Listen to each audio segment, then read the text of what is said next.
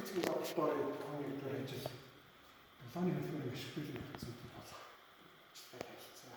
За ер нь бид бол дулааны машин буюу хөдөлгөөний зарчмыг мэднэ. За энд бол халагчаас дулаан авч түүнийг ажлын бие халагчаас дулаан аваа хөрөгчд дулаан шилжүүлнэ. За энэ үед бол ажлын бие W гэсэн ажлыг хийдэг. За энэ бол дулааны хөдөлгөөний ерөнхий схем байна. За ашиглалтын коэффициентийг олохдоо хийсэн ажлыг авсан дулаанд нь харьцуулна. Өөрөөр хэлбэл авсан дулааны хэдэн хувь нь ажил зарцуулж байна гэдэг нь ерөнхий бид дулааны машины ашиглалтын коэффициент тооны байдаг. За дулааны машины ашиглалтын коэффициентийн хамгийн максимум өнгөлийн хамгийн максимум зэрэг бодож байна. Карно. За карногийн хувьд бол карногийн машин идеал машин бөгөөд ажлын биеэс идеал хий. За энэ бол энэ манай одоо хүмүүсийн хийсэн дулааны хөдөлгөөний хамгийн максимум ашиглалтын коэффициентийг тодорхойлдог машин байна.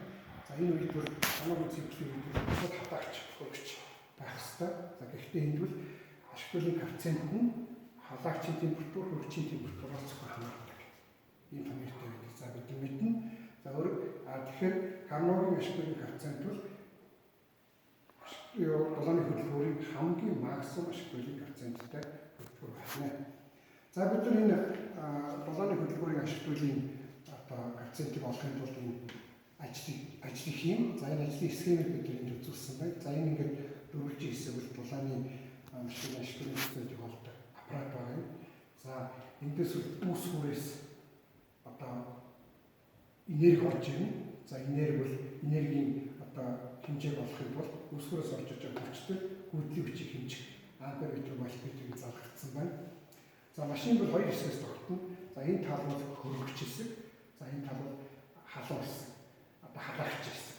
За халагчийн температурыг бол энд байгаа үүсвэр барьж явах хэрэгтэй. Хөрөгчийн температурыг хүйтэн температурыг энэ талд мөстэй хүйтэн ус байгаа. За энэ хоёр температурын зөрүүнөөс халагч хөрөгчийн температур гарч ирнэ. Тэгэхээр энэ хоёр температурын зөрүүнөөс одоо дулаан дамжиж энэ ажил хийдэг хэрэгтэй.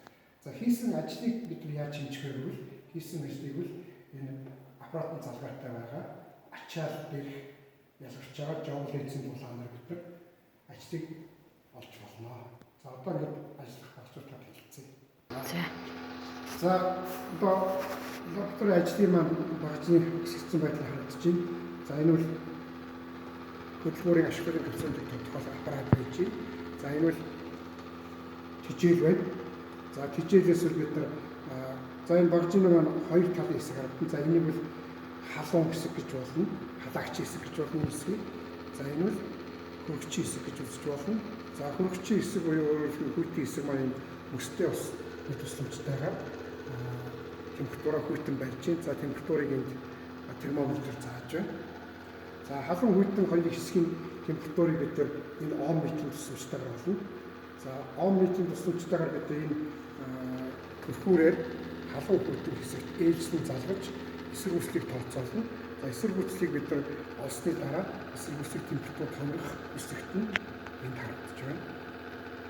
Хэсэгт нь харагдаж байна. За энэ вольтметр дээр бид нар энэ бол тижээлийн хүчтэй байна. Энэ бол тижээлийн хүйтэл байна. За өөрөөр хэлбэл энэ хоёрын үйлдвэрийг бид нар одоо гаднаас орж ирж байгаа халуун хэсэгт орж иж байгаа чадлыг тооцоолно. За энэ вольтметр бол одоо эсэргүүцэлээр унж байгаа. Өөрөөр хэлбэл гадны ачааллын эсэргүүцэлээр унж байгаа хүчтэй хэмжин.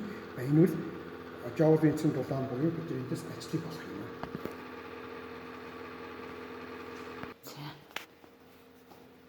За энэ бол гаднаас орж байгаа хүчтэй байна. За энэ халагчнд ар гүйж байгаа бүйдэл. За энэ ачааллын эсэргүүцэлээр унж байгаа хүчтэй. За энэ халагч хөрөгчийн талуудын эсэргүүцлийг бид нар ом метр хэмжсэн. Энэ ом метр хэмжүүлэхээр бид нар температурын Цельсийн хуваарьт оруулна. Утганд оруулна. За энэ бол өсөлтийн тусламжтайгаар хийчихнэ. За энэ бол одоо манай ажлын бие төгсөж байгаа чадал байх нь. За энэ бол ажлын бие дээр ялгарч байгаа чадал. За энэ бол саяны тэр 2 Цельсийн температурыг бид нар абсолют температурын хуваарьд оруулсан өсөлт байх ёстой. За энд бол температуруудын зөрүү өөрөөр хэлбэл халуун ба хүйтэн хэсгүүдийн температурын зөрүү байна. За энд бол жинхэнэ одоо манай хөдөлгүүрийн ашиглуулын коэффициентийг олж байгаа том юм байна. Өөрөөр хэлбэл ачааллын өсөг үүсэлтэд хонж байгаа чадлыг ачаалт гаднаас өгч байгаа чадалд харьцуулсан. Системд гаднаас өгч байгаа чадалд харьцуулсан харьцаа байх нь. За энэ бол ашиглуулын дулааны хөдөлгүүрийн ашиглуулын коэффициент болно. За энэ бол дулааны хөдөлгүүрийн максимум ашиглуулын коэффициент буюу Карногийн үеийн ашиглуулын коэффициентийг энэ тооцоогоор хийнэ. Өөрөөр хэлбэл халуун ба хүйтэн хэсгүүд температурын зөрүү халуун халагчийн температур харьцуулсан харьцаагаар максимум ашиглуулын коэффициентийг